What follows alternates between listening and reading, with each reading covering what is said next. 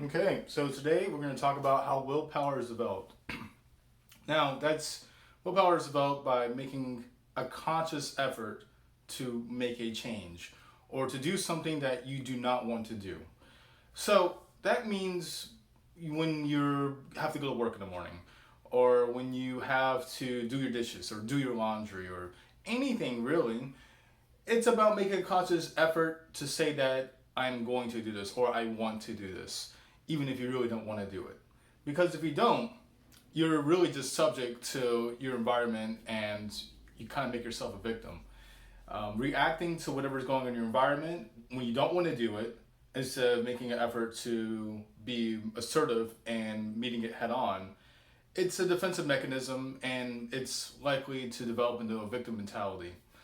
So, but willpower in general is about taking control. Because if you don't take control, you're going to basically submit yourself under someone else's control. So this basically is the premise of almost every workplace we work for. So when a boss tells you to do something you don't want to do, when you're like, all right, and you think to yourself like, okay, I have to do it. Don't think that you have to do it. Just say that I'm going to do it. That's a difference. It's just a subtle mindset when you are just going about your daily life. But when you make yourself an active participant, then things tend to work out a little differently. So now that we know what willpower is, how do we develop willpower? Willpower is you can do two different things, two ways to develop willpower. And one of them is making an effort. So that would be getting in shape. Let's say making a YouTube video. Stuff like that. That requires effort. That makes conscious effort. So those activities now it's easy to say that you're going to do it, and it's a different thing from actually doing it. So in order to do those things, there's a couple things that can help you. If you want to get in shape, you can have a money wager. Money wager is, in my definition, I really just made that term up, is by making like a kind of bet in a way.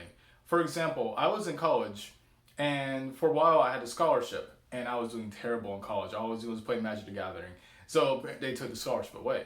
So I had to use my own money to continue going to college. And that is a definition of money wager because when I put my own money on the line to take classes, I passed all of them because I knew there was a consequence. So this is really just a system of accountability. Another way of accountability is friendship or having a partner. That means someone that helps you get motivated, that has similar goals to you, someone that can really keep you accountable for what you're doing. So, for example, if you had a friend or someone that you go running with in every morning, and you make it a goal, like, hey, friend, we're gonna go ahead and run every morning this month, 6 a.m. Now, it's really easy for you to tell yourself that I'm not gonna go run this morning. I am tired. I want to stay in and sleep until 9 o'clock.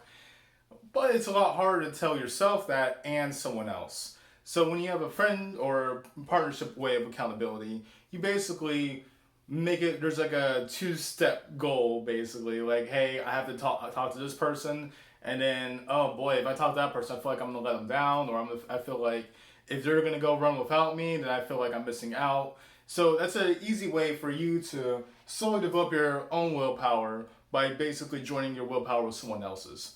I'm a personal trainer, so I literally see this on a daily basis as I am more of a motivating force when I help people train. I get them to work out and stuff. But they have made a first initial step by hiring me as a trainer to begin with. And that took conscious effort to do that. It took willpower to do that. So now there's a second way of going about building willpower, and that would be making an effort not to do something. Well, if you guys have been around my channel for a while, you guys know what I don't do. And that accumulates willpower as well, because you're making a conscious effort not to do something. So, for example, that would be like, for ways of doing that, let's say you want to cook out cookies, Oreos or something like that. They're delicious though. But let's say you just want to cut out cookies and sugary food for like a month.